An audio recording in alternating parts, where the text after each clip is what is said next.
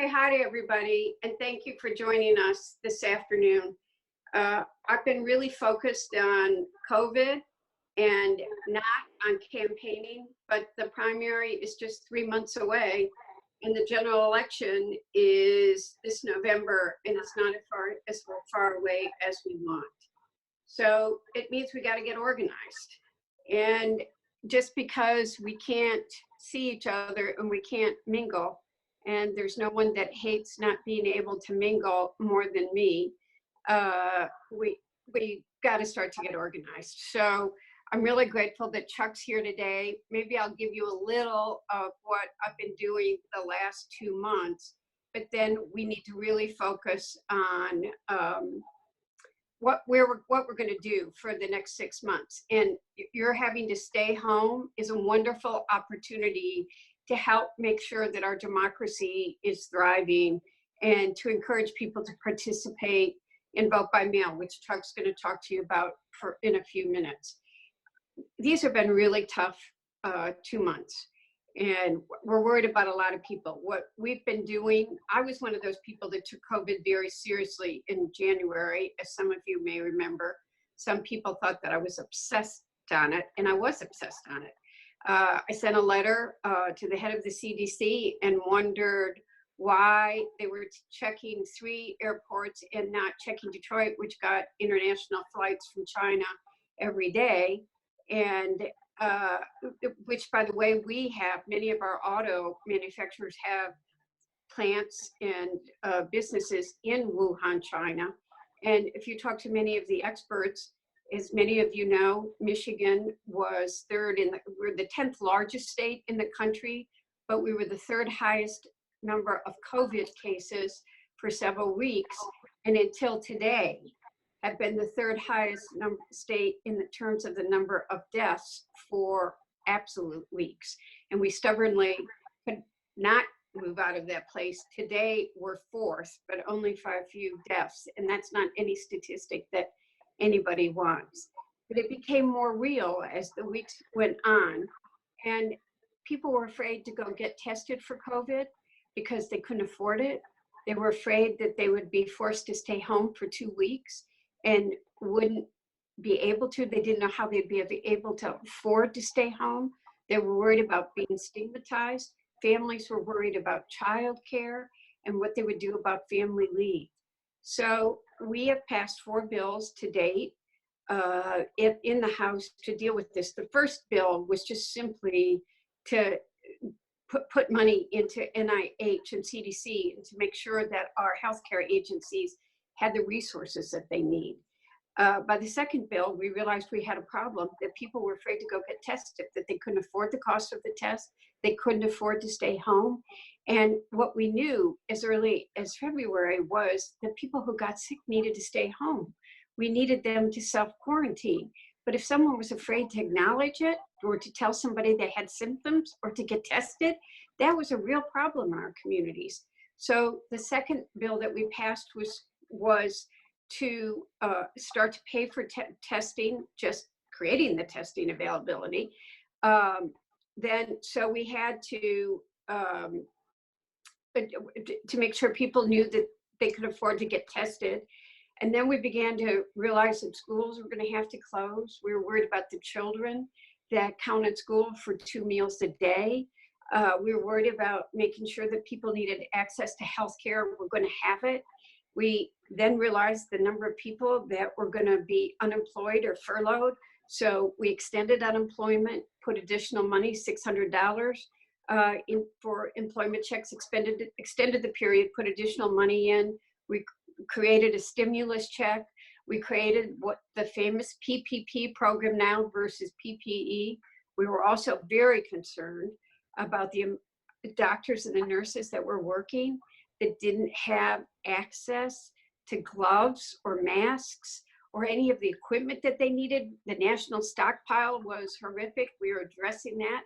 We were drinking out of a fire hose. And what we all wanted to do was to make sure communities were safe. So we've been working this nonstop. My team has been helping people that have needed assistance in getting their unemployment checks. Look, the unemployment line was overwhelmed. The states processed over 1.1, almost 1.2 million unemployment checks. People were desperate. It wasn't a good situation, but people have to remember that 6 weeks ago, none of these programs existed. And we got to do better. We got to keep working. But I'm going to tell you, I think our governor saved lives. I think our governor, had she not done and made this stay-at-home order, I have spoken with her. I speak to her a lot. And when she saw the modeling numbers for the state of Michigan and the number of people that were projected that could die if we did not take dramatic measures, she felt the responsibility for every one of those lives. And we've seen too many people die. Isaac Robinson, I've known him since he was a kid. He was bigger than life. I never knew what he was going to get me into. He could be a giant pain in the ass, but he loved people and he was always fighting for the right thing.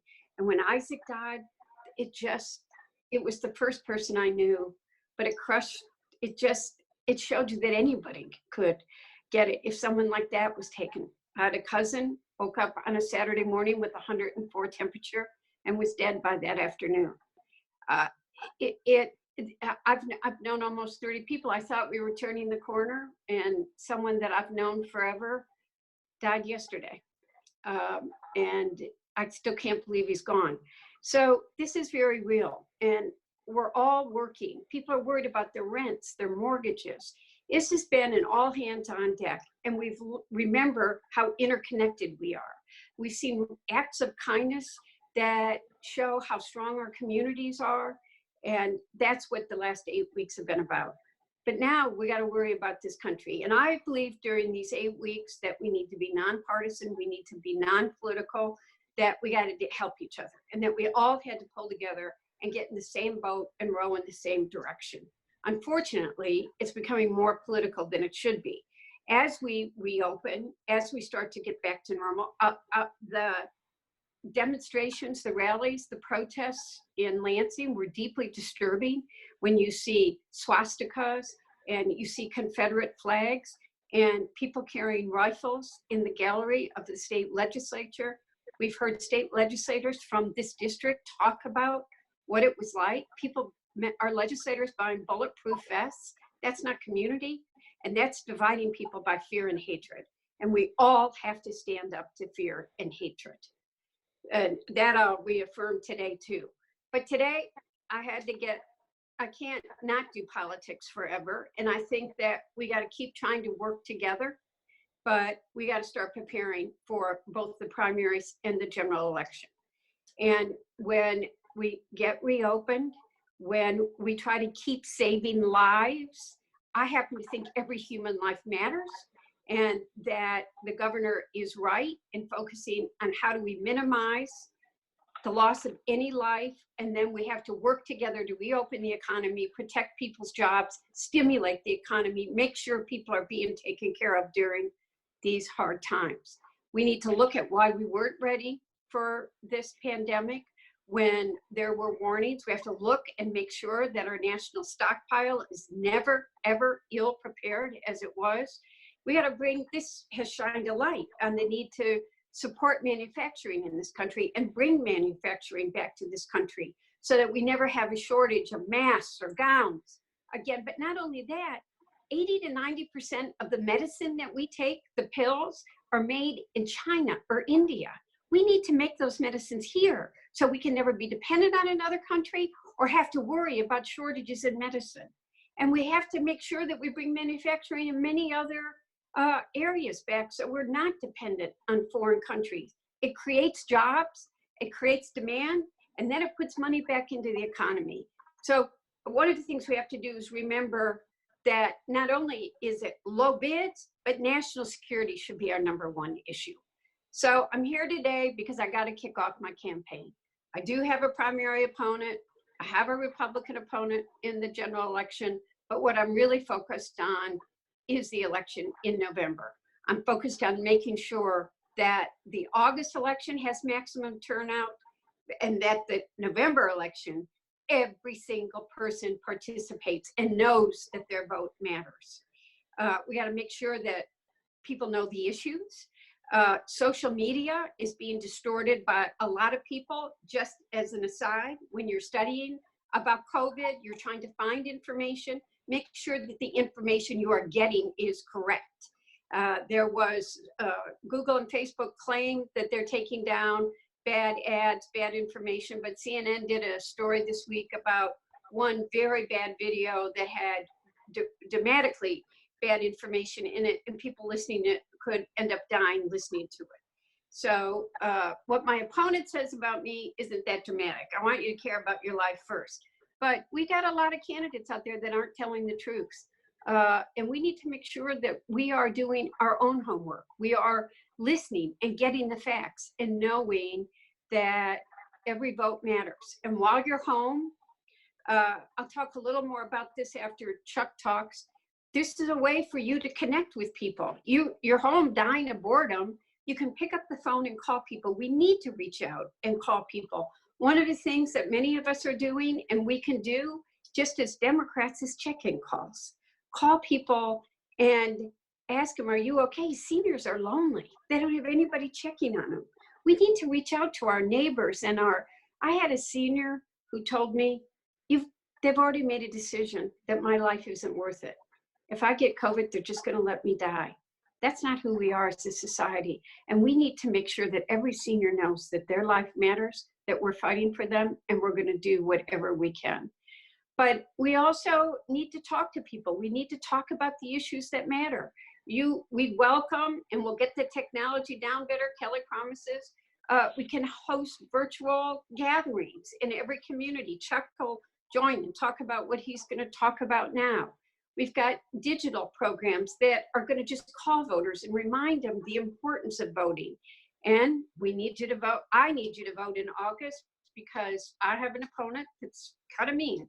And I can't take him. I take everybody knows that I take every candidate that I run against very seriously. So I need you. I just need to make sure that everybody turns out in August and November, and I need you in August to make sure that I win the primary. So we'll talk more after Chuck talks, but it's really important that we get everybody engaged, that we protect our democracy. There are people that don't like absentee ballot voting. Chuck will talk more about this, but we now have no excuse AV voting in this state. But who knew that when we passed it last time, it would become so critical? We've seen what happened in Wisconsin and the disaster at the poll. And there are people that want you to stay home. And there are people that want your neighbors to stay home. There are people that want to suppress the vote. And there are people like me that are going to protect our democracy and going to ensure that nobody can manipulate us, hurt us. Protecting this democracy is one of the most important things we have to do this week.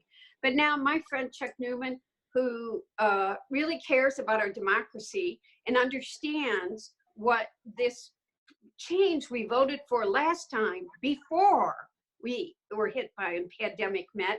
So Chuck, let me turn it over to you to talk about absentee ballot voting and your program and why it matters and what people can do.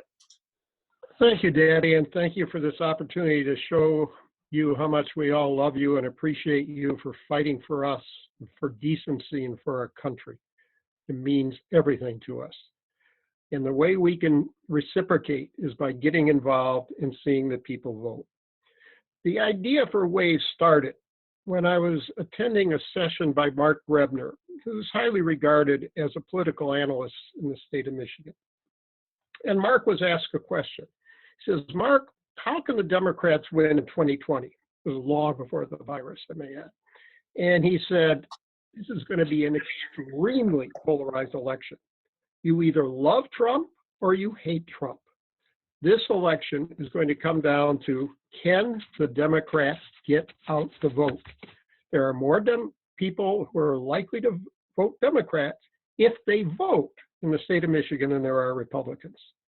The challenge is that Democrats don't vote in as high a proportion as Democrats. There are reasons for this, one of which is Republicans. Voter suppression is a real thing. It's Republicans don't tend to have to wait 5 or 6 hours in line sometimes at the polls to win. They don't live as far from the polling places. And many Democrats, they can't afford to take off to go vote at the polls. So for a variety of reasons, Democrats are more challenged when it comes to voting. And Mark said, so what I want you all to do is I want all of you to go out and get one more additional Democratic voter. Trump didn't win by that much. And if more people like you do that, then the Dems are going to win. Now, he was also asked, what will it take for the Republicans to win? What should their strategy be? And he said, see that people don't vote. I must say, they're pretty good at that. So the Republicans know that if people vote, they're in trouble. Donald Trump said it. He said that we don't want everybody voting. If everybody votes, Republicans will never win another election. So I suspect that none of you are offended by that sentiment of Republicans not winning another election.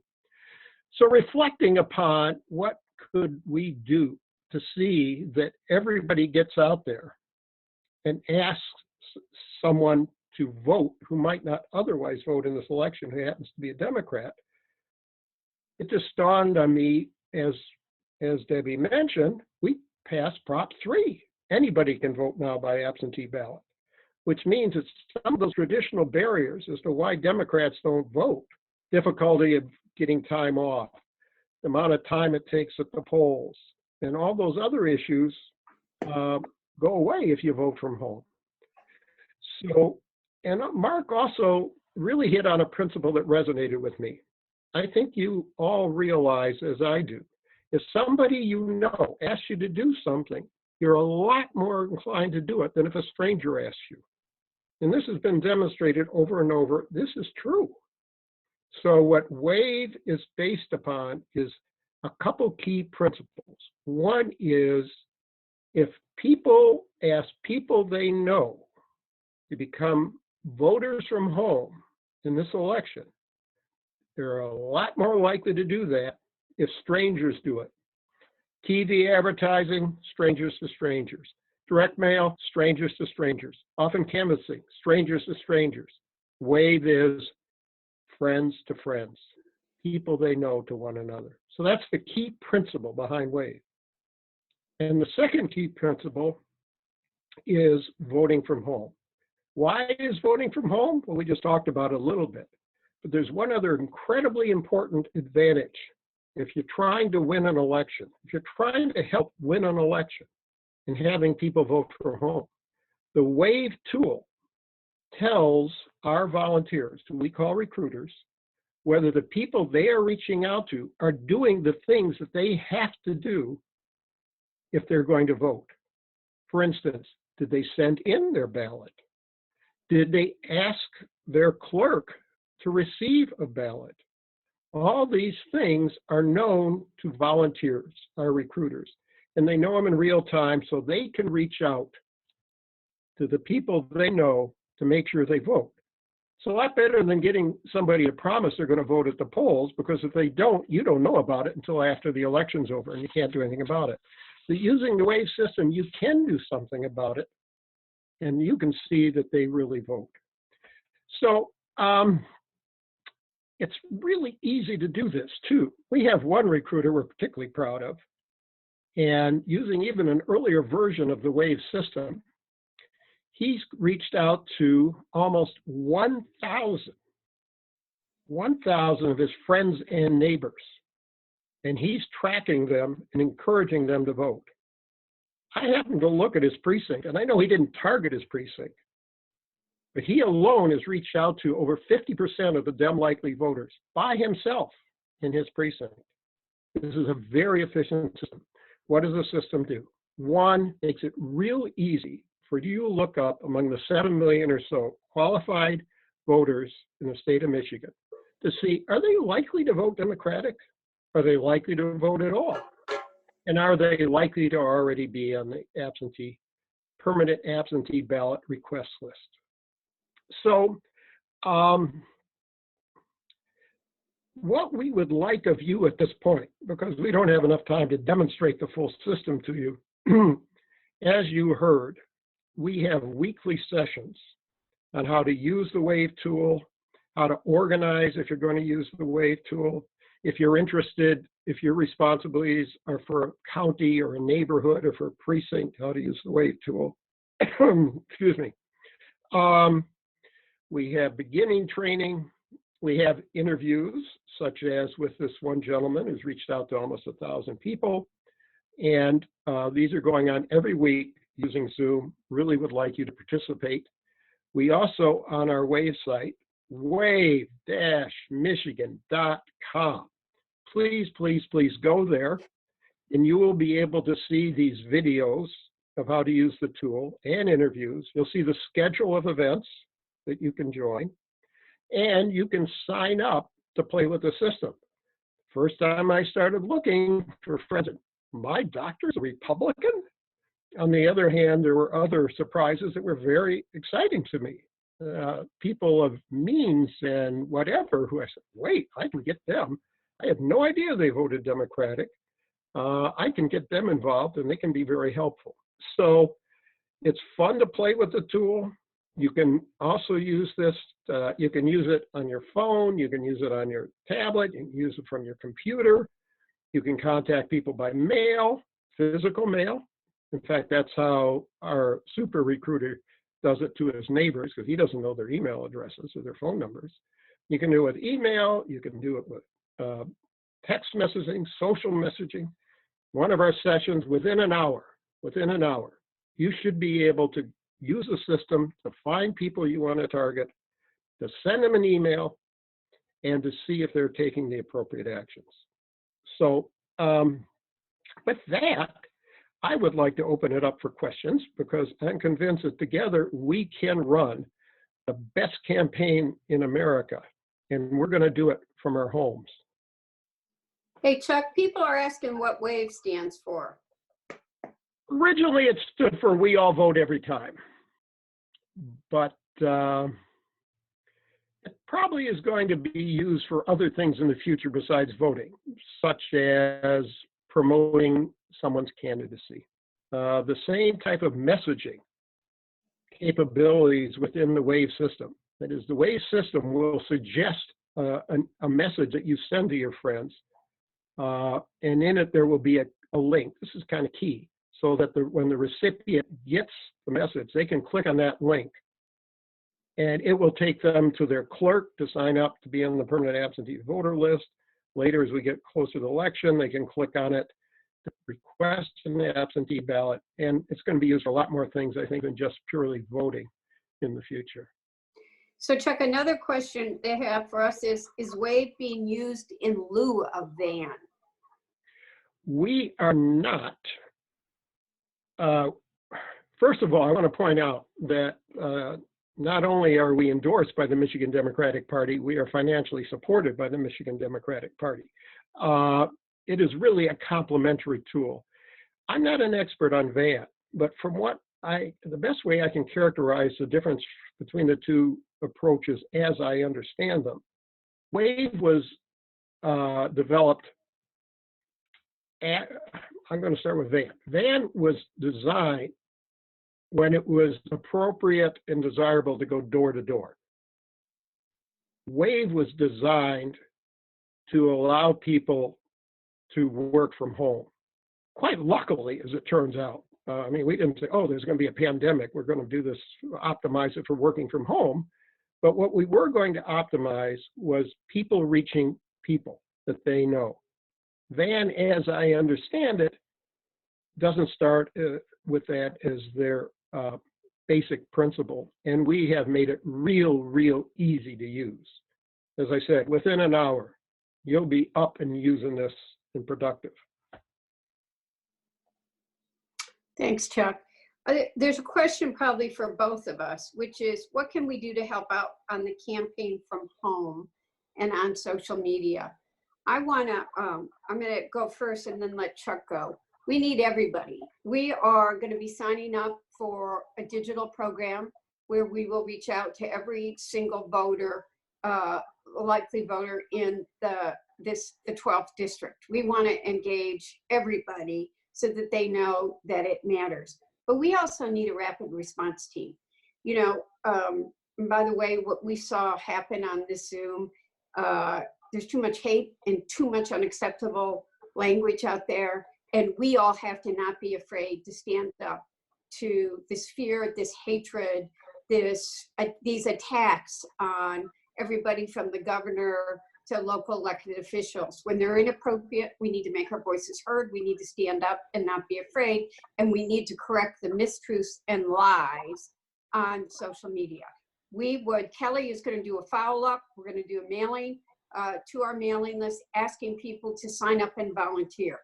And one of the things we want you to volunteer for is to be part of a rapid response team. And that will include, if they're primary opponents and they're lying about people, call them out on their mistruths. And, you know, there's some pretty real nastiness. I guess one of the other things that because I'm talking about that nastiness, is I want to say to people that I remember what happened in the state 4 years ago. And many people thought I was nuts when I said that Donald Trump could win. And it was very bitter after the primary. And a lot of people decided their vote didn't matter or they weren't going to participate. And we have a few people doing that right now again. We know who the candidate's going to be, and we know who the choice is going to be. And I would urge everybody to come together and remember what's at stake, what our country, what it stands for, all of our values are what this election's about this year. And so I wish we could all be together in the same room where we could really talk about this, where we could let everybody know what they care about matters. I am the co-chair of the Medicare for All caucus. Bernie Sanders is I work with him every single day. I stayed neutral in this primary because of the work that I do with him on Medicare for All and Social Security. And many of the other issues too. I'm working with AOC on the new green housing deal. How do we make sure people aren't worried about whether they can stay in their homes, worried about their mortgages and the rent? I'm meeting with the new Green Deal. I miss them. I miss the people talking to me, maybe giving me a hard time. I never thought I'd miss those hard times, but I miss those hard times right now. But I am meeting with them next week. I'm working with AOC on a lot of stuff, but you know, right now, we got to have labor at the table with us. I'm being endorsed by all of the environmental groups, LCB, the Sierra Club's already endorsed, the National Environmental Defense. I can't even remember all the groups, Wildlife Federation, all those groups, because actually when we met in Congress, I was the Democrat that was getting the most environmental legislation through, because I bring people together and I put everybody at the table. And we've seen what happens. We have a cleaner environment right now while we're not doing anything. But we also, you know, we're working on, I live in Dearborn. AK Steel is constantly a discussion of what's happening in that environment. Well, they're closing too. They've eliminated 300 jobs last weekend. I want those UAW workers at the table.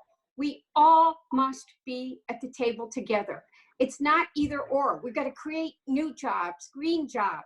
We got to keep our environment clean.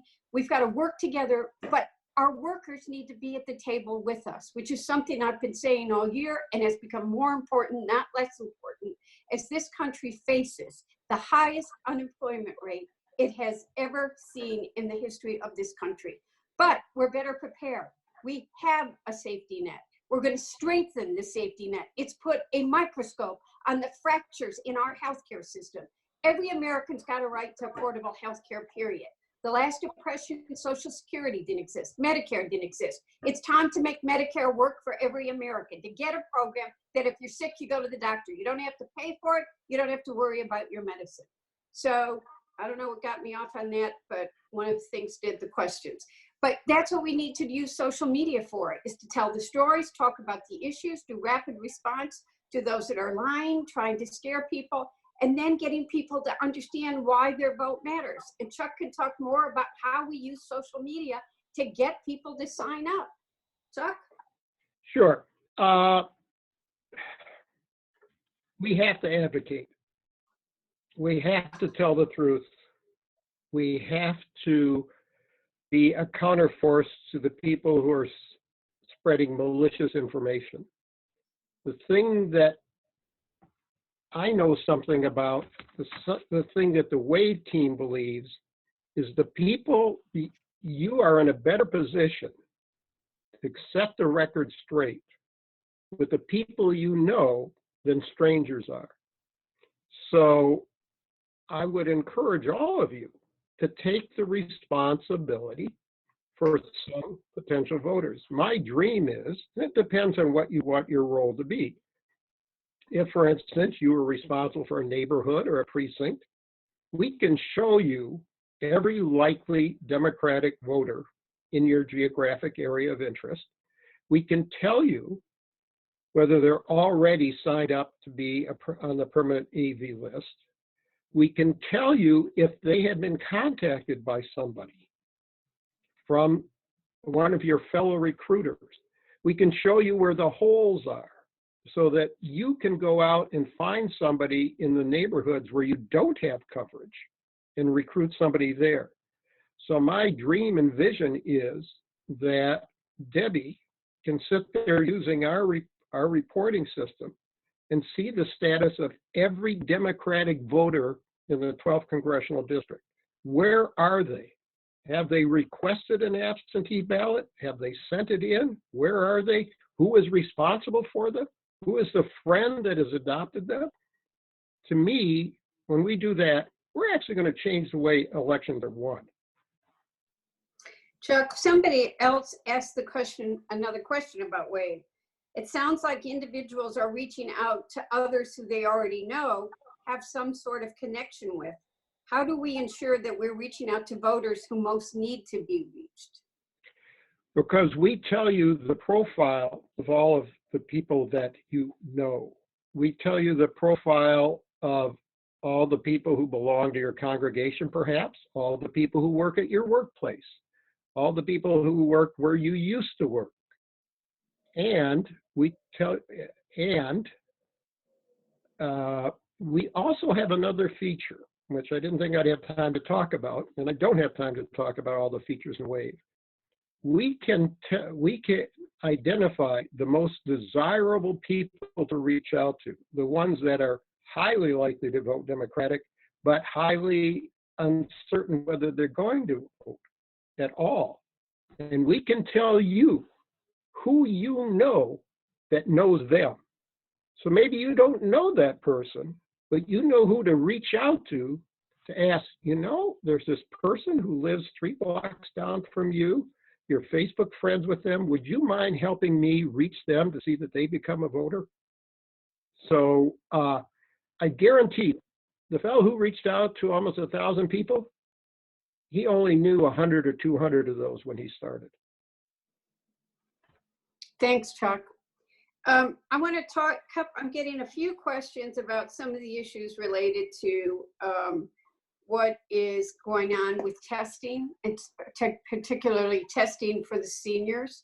Nursing homes have been a petri dish for COVID-19, and we've seen too many people die, and they've been an epicenter for the spread of this disease. We've talked to the governor. Our congressional delegation talks about it at every meeting that we have. We're trying to get more testing. Even Vice President Pence said to us a couple of weeks ago, or it's been longer than that now, you need to check on the nursing homes in your district.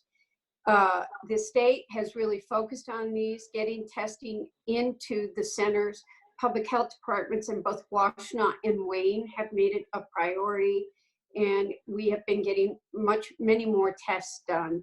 I think almost all of the nursing homes now in the 12th district have had testing done, but more important than that, we have, for us in the 12th, my staff calls every nursing home every week to check in, find out what the status is, what's the number of deaths, do they need things. But we've also asked people to call us if they're hearing things. There have been several locations that have been very concerning. The state has been doing surprise inspections.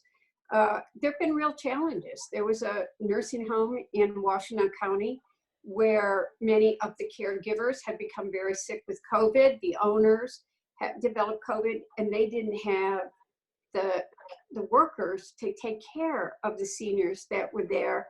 And we had to call public health. Public health had to intervene. Several people were sent to hospitals and transferred to other places. And I want to just make this observation as a general observation. It's amazing that 8 weeks ago, we thought a whole lot of people weren't worth paying even $15 an hour.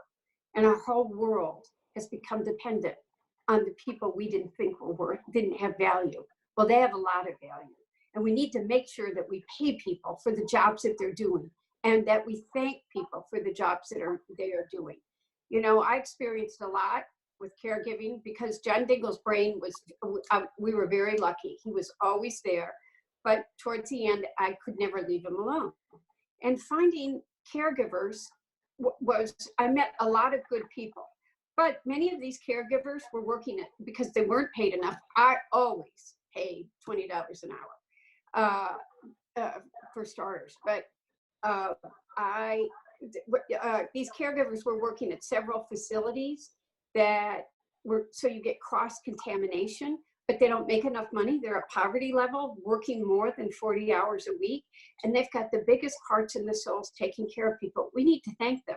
We need to thank all of our frontline workers, from the grocery store workers to the bus drivers to the people working in Amazon. But Rashida and I took on and fought for the people here in this district at Amazon because we were getting reports of not good working conditions, not safe, healthy working conditions, not even having enough hand sanitizer, not having their work periods extended enough to allow 20 seconds to wash your hands. That's bad. So we've been working with the hospitals.